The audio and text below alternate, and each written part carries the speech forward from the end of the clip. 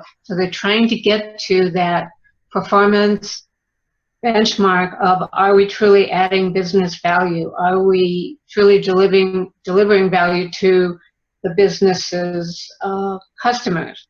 But they didn't quite use the term value, still use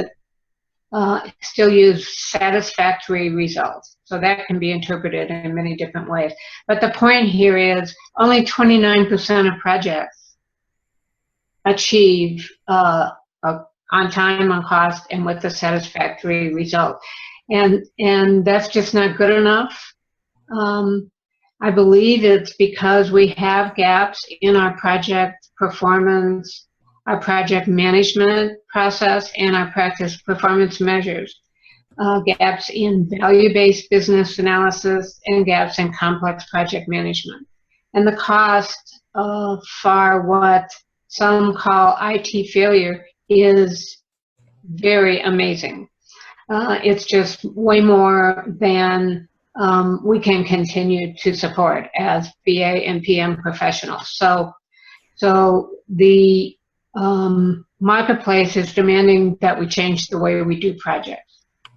And that we really focus on these kinds of criteria. Every company is now a technology company. You can't have a world-class company without having world-class technology supporting you. And so while we struggle in the BA community to say it's not about the technology, it very much is about the technology any longer. Also because of the convergence of digital and social and mobile spheres, we work, we play, we live very differently.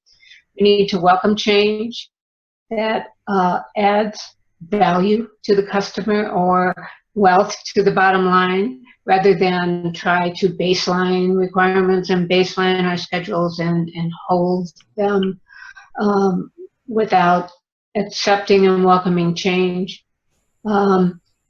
So the competitive landscape demands us to understand complexity, to understand technology and embrace new technology, and all at the same time to innovate rather than enhance business as usual. So the environment within which we are performing our profession is very complex and very demanding. And so the tactical approach simply does not work any longer for our companies or for you guys and your chapter members in your own profession. So we need to transition.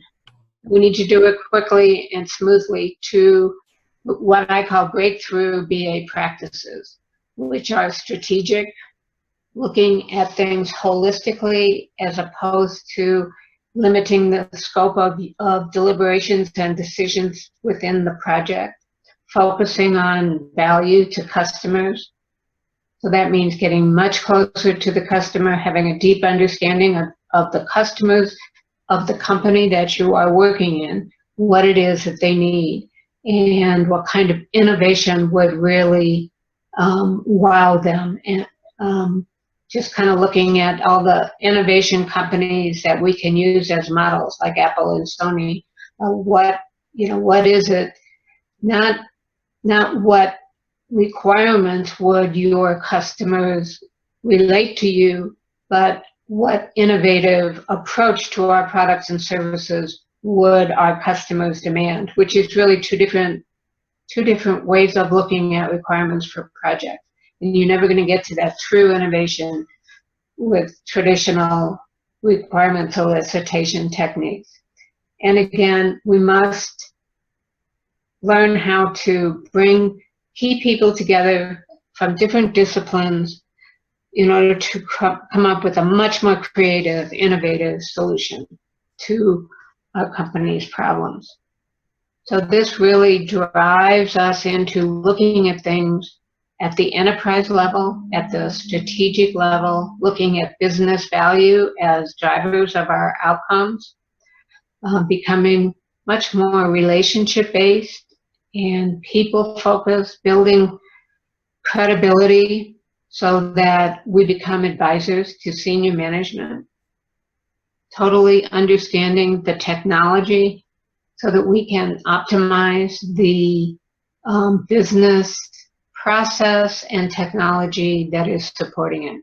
Looking at the whole ecosystem, really looking at change initiatives beyond internal partners, to external vendors, customers, the total marketplace, competitors, partners, and it's all about integration and collaboration that will bring these core enterprise perspectives alive.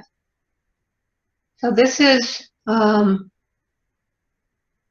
maturity model, or you can look at it as a complexity model, where we go and it applies to both VAs and PMs, where we go from the value of our profession acknowledged and our ability to be very successful on moderately complex projects. And that's where the traditional VA practices come into play. And it's not that we don't need to still focus on them, but as we move to high complexity and then on to innovation, it's a whole different set of capabilities that are needed. We'll still build on those that we've learned and that are deeply embedded in our profession. We'll still use those, but we'll use them in very different ways. And we'll use them to help us manage complexity and bring about the vision of where we are moving and what change we're going to implement.